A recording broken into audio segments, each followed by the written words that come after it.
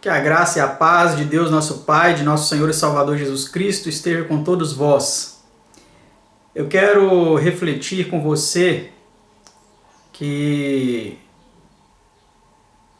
tem interesse em aprender mais a respeito da Palavra de Deus, seja de qualquer denominação, mas mais especialmente aos adventistas do sétimo dia, a igreja da qual eu nasci, fui criado nessa igreja. Hoje eu não frequento mais os templos da igreja adventista do sétimo dia, mas eu me considero um adventista do sétimo dia, porque vocês vão entender o porquê disso daqui a pouco. Mas eu quero refletir com vocês a respeito de um texto muito importante do apóstolo Paulo em 2 Timóteo 4, versículo 1 a 4, que diz assim: Conjuro-te, pois, diante de Deus e do Senhor Jesus Cristo, que há de julgar os vivos e os mortos, na sua vinda e no seu reino. Em primeiro lugar, eu quero que você preste muita atenção. O apóstolo Paulo, ele estava aqui conjurando a Timóteo: conjuro-vos.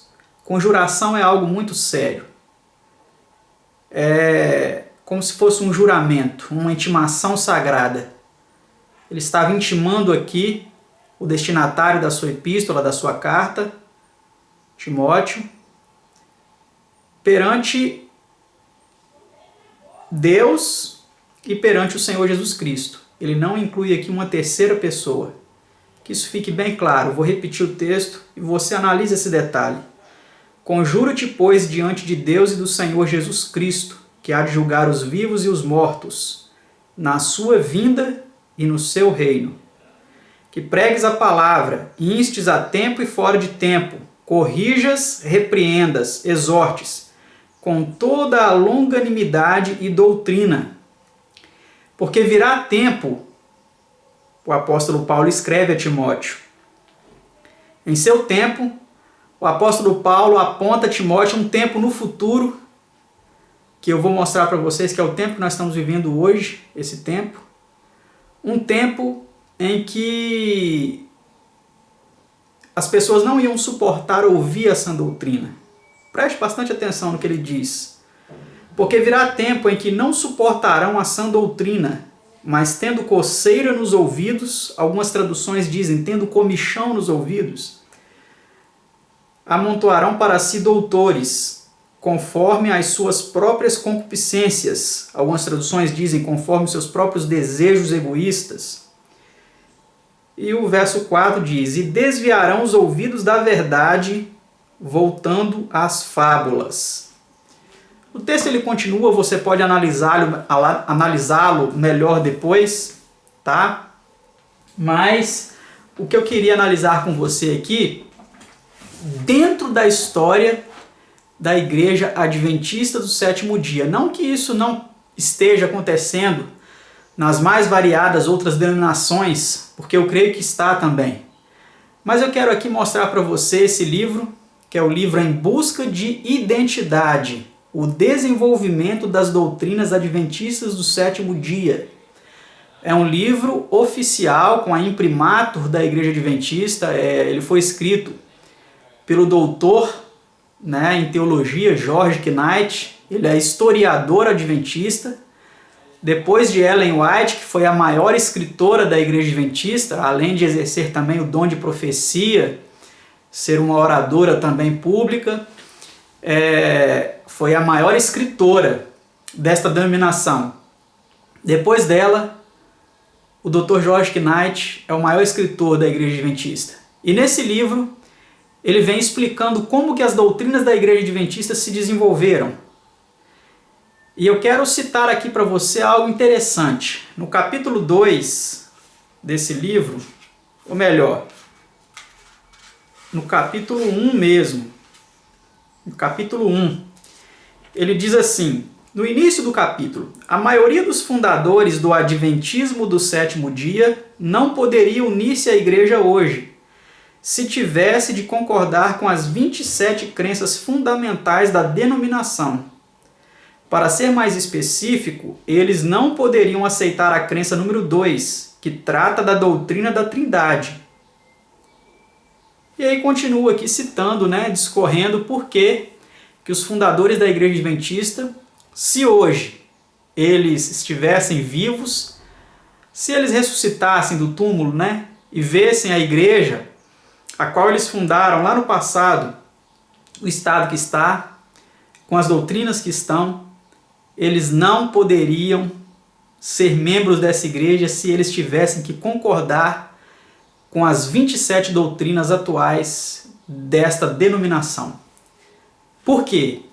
Por causa de uma delas, que é a Trindade, que os fundadores dessa denominação não aceitavam essa doutrina. Ela já existia nas outras denominações das mais variadas formas. Ela já existia na Igreja Católica, ela já existia na Igreja Batista, na Igreja Metodista, que era a igreja de Ellen White, a religião de Ellen White. Ela já existia em vários outros movimentos. Mas os fundadores da Igreja Adventista, eles não poderiam ser adventistas hoje. Isso causa uma séria reflexão na gente. Se eles que fundaram essa igreja não podiam ser membros dela, eu posso? Será que eu estou aceitando doutrinas que os próprios fundadores dessa igreja não aceitaram? Será que Deus iniciou esse movimento com a mentira para depois dar a verdade mais adiante? Eu não creio. Eu quero mostrar aqui para você um texto revelador desse livro.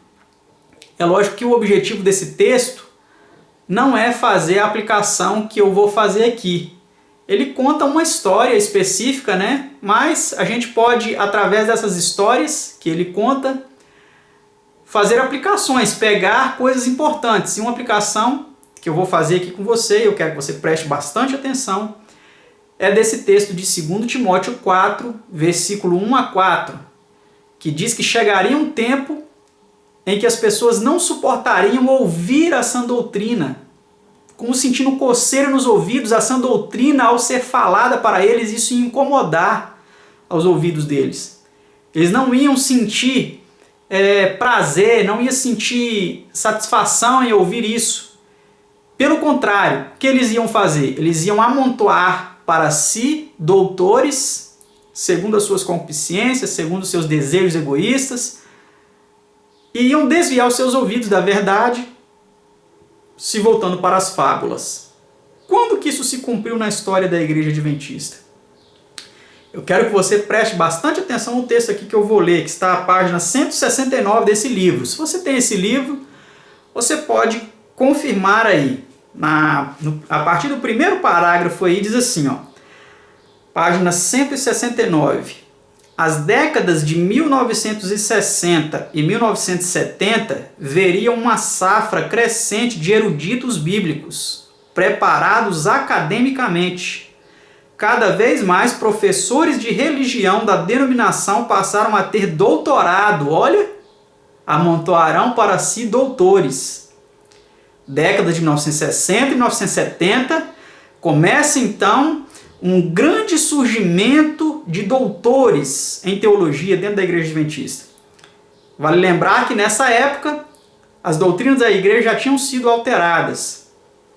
Se você estudar esse livro, você vai perceber que no ano de 1931, que foi a primeira mudança, através de 4 homens da liderança da Conferência Geral da Igreja Adventista, mudaram as doutrinas sem submeter isso a voto. E em 1980, através de muito trabalho, esses longos 49 anos aí, trabalhando na mente do povo, as gerações antigas morrendo, as novas vindo já com uma nova doutrina, em 1980 eles conseguiram ainda submeter isso a uma votação, mas de forma espúria, através de um livro, que foi solicitado que fosse votado como livro de crenças da igreja, que é o livro Nisto Cremos, inclusive eu tenho os dois aqui, que saiu uma outra versão depois com 28 doutrinas, a primeira com 27, a segunda com 28 doutrinas.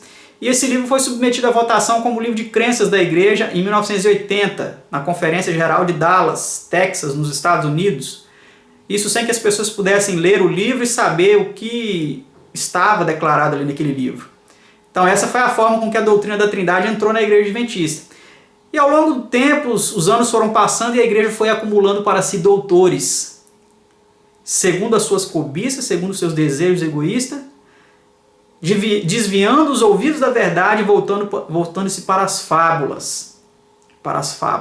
Eu vou contar um pouco dessas fábulas daqui a pouco para você. Mas eu quero continuar aqui no texto dizendo o seguinte, ó, palavras do autor, George Knight.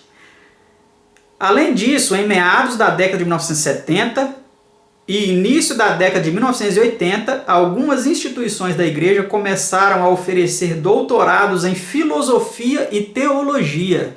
Olha, em vários campos de estudos religiosos. Ao mesmo tempo, os próprios representantes da igreja estavam se tornando mais escolarizados.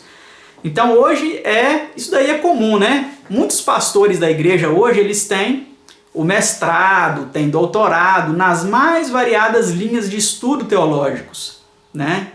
Isso é algo que se tornou comum.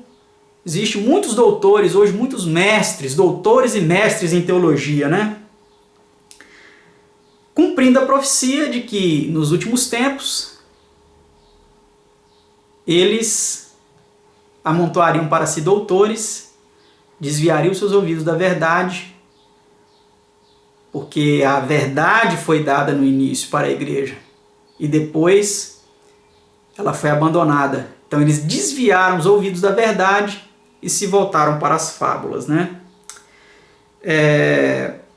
Aqui no final eu vou pular dois parágrafos aqui dessa página 169 e vou ler o último parágrafo, que diz assim: em resumo, por volta do ano 2000, a Igreja Adventista do Sétimo Dia era, em muitos aspectos, diferente da denominação da década de 1940. Olha, isso não sou eu que estou dizendo, é o autor. É certo que aqui ele não coloca como sendo algo ruim, mas ele confessa aqui que a igreja mudou. Vou ler de novo. Em resumo, por volta do ano 2000, a Igreja Adventista do Sétimo Dia era, em muitos aspectos, diferente da denominação da década de 1940. Muitas das mudanças pelas quais a igreja passou afetaram a forma como os adventistas praticavam teologia. É para os desenvolvimentos teológicos do período iniciado em 1950 que agora voltaremos a atenção. E aí ele continua discorrendo, né, sobre a história do desenvolvimento da Igreja Adventista do Sétimo Dia, o desenvolvimento doutrinário, né? Então, meu querido telespectador, eu quero dizer para você o seguinte: hoje eu tenho uma dificuldade terrível, mas terrível mesmo, não somente eu, mas vários outros irmãos de fé que têm descoberto essas mudanças, têm se voltado para a verdade. Nós temos tido uma dificuldade tremenda para mostrar a verdade para as pessoas, porque elas sentem incômodo nos ouvidos, elas não gostam, elas se cercaram de tal forma de doutores, de mestres, que para elas a verdade é o que o pastor diz, porque ele tem um título acadêmico de bacharel em teologia, de mestrado em teologia, de doutorado em divindade, como alguns por aí, né? Para defender a aberração da doutrina da Trindade. Então, eu mostrei aqui para vocês, com a Bíblia, né, com essa profecia de Paulo, e com esse livro, que essa profecia realmente se cumpriu, está se cumprindo na história da Igreja Adventista do Sétimo Dia. E eu creio também que em várias outras denominações, que também aí os seus pastores, os seus líderes têm estudado, feito cursos e mais cursos, mas eu quero mostrar mais especificamente aqui na história da Igreja Adventista, porque a igreja a qual eu pertenci durante muito tempo, volto a dizer, eu me considero realmente um verdadeiro adventista do sétimo dia, porque eu sigo os princípios que foram princípios de sustentação dessa igreja, dessa denominação. Hoje, quem é aceito na igreja adventista, ele não é mais adventista, porque ele está seguindo princípios que não são originais dessa igreja. Tá certo? Então, se você realmente quer ser um adventista do sétimo dia, procure pesquisar, entre em contato conosco, né? Nós temos um site chamado www.adventistas-históricos.com, onde você pode ali ter acesso a vários materiais em DVD, em folhetos, em estudos bíblicos, em brochuras de estudos também, livros, com um vasto material, muitos deles até mesmo gratuitos para você baixar, para você conhecer um pouco da história perdida dessa igreja que os líderes estão escondendo de você, não estão te mostrando, porque o propósito deles é a sua cobiça, né? Desviando os ouvidos da verdade, voltando para as fábulas. Uma dessas fábulas que eles estão dizendo é que Jesus, ele não é o Filho literal de Deus, que isso é apenas um título funcional que a Trindade combinou e cada um resolveu exercer um papel, um representando o papel de pai, um representando o papel de filho, o outro representando o papel do Espírito Santo, mas que na verdade os três são iguais. São iguais. Nenhum é maior do que o outro, nenhum é filho, nenhum é pai. Isso é apenas algo didático. Isso é algo apenas metafórico, para ilustrar apenas alguns aspectos do relacionamento desses três, mas que isso não é verdade. Essa é uma das fábulas que eles estão ensinando para as pessoas. Eu falo isso porque eu estive lá e ouvi esse tipo de argumento, lançando por terra completamente verdades claras da palavra de Deus, nas quais o próprio Pai fala do céu. No momento do batismo ele falou isso, e no momento lá no Monte da Transfiguração, onde ele disse em relação a Jesus: este é o meu Filho amado, em quem me comprazo, a ele escutai. Ele disse no Monte da Transfiguração, né? No batismo ele não disse, mas no Monte da Transfiguração ele disse: a ele escutai. Então, estão lançando por terra a verdade de que Jesus é o Filho de Deus. Não só nessas duas situações, mas em vários outros momentos no relato bíblico é apontada essa verdade. Os próprios demônios, na verdade, sabem quem é Jesus, e em muitos momentos eles disseram, né, este é o Filho de Deus. Eles confessavam que Jesus era o Filho de Deus, e Jesus ordenava que eles se calassem para não revelar quem ele era. Em vários momentos, eu tenho uma outra série aí que você pode ter acesso também ao meu canal, o canal Mais Uma Voz, né? Onde você pode ter acesso a esse tema, né?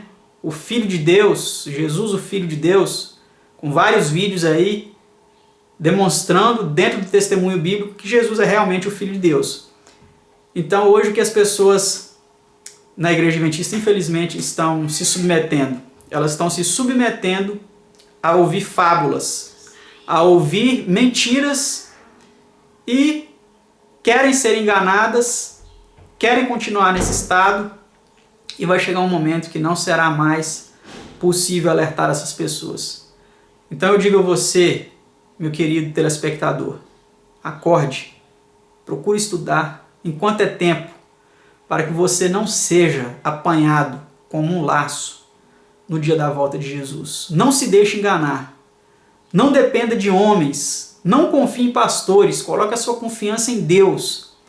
Não deixe esses homens guiarem a sua vida, porque você está colocando a sua salvação em risco. Que Deus vos abençoe. Que a graça e a paz de Deus nosso Pai e de nosso Senhor e Salvador Jesus Cristo esteja com cada um de vós. Amém.